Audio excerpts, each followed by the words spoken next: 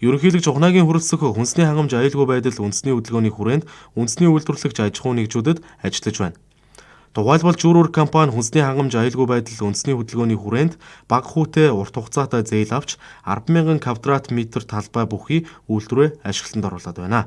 Үйлдвэртэг Герман, Нидерланд, Итали, Испанийн талах нарийн бов, бэлэн үйлдвэрлэх автомат шугам, шарах шүүгээ, хөргүүртэй агуулгууд, гүн хөлдөөгч төхөөрөмж суурилуулсан байна. Ингэснээр үйлдвэрлэлийн бүтээмж нь 2-4 дахин нэмэгдэж, хүчин чадал 50-аас 200%-аар өсөх боломж бүрджээ. Монгол Улсын ерөнхийлөгчийн санаачлагаар хүнсний хувьсгал хөдөлгөөний хүрээнд манай үйлдвэрийн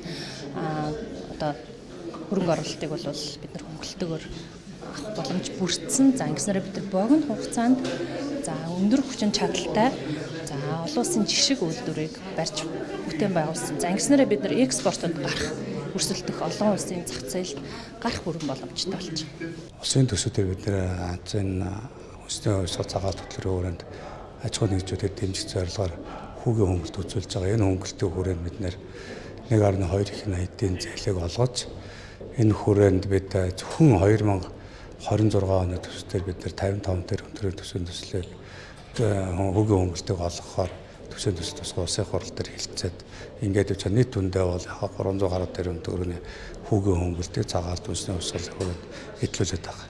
Жүүрүүр компани 1200 гаруй хүнийг ажлын байраар хангадаг. 36 салбартай 300 гаруй харилцагчаар дамжуулан 40 гаруй нэрийн бэлүү, 140 гаруй төрлийн амттан нийлүүлж байна.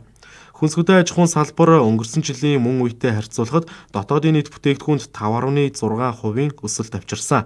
Энэ өсөлтийн 3.6%-ийг хүнсний боловсруулах салбарын үйлдвэрлэл эзэлж байна.